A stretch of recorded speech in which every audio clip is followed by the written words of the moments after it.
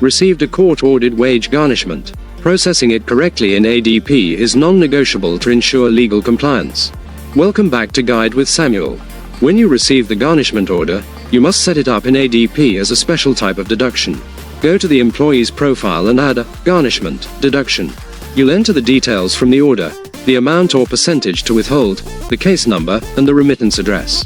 ADP will calculate the withholding each pay period, following federal and state limits on how much can be taken. My crucial pro tip: know the priority of garnishments.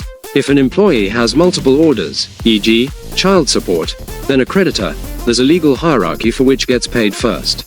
ADP can handle this, but you must ensure the orders are entered in the correct priority sequence. When in doubt, consult legal counsel. Handle sensitive legal requirements with precision and care. Have you ever had to process a garnishment? What was the biggest learning curve? For more guides on complex payroll compliance, please subscribe. Thanks for watching. I'm Samuel.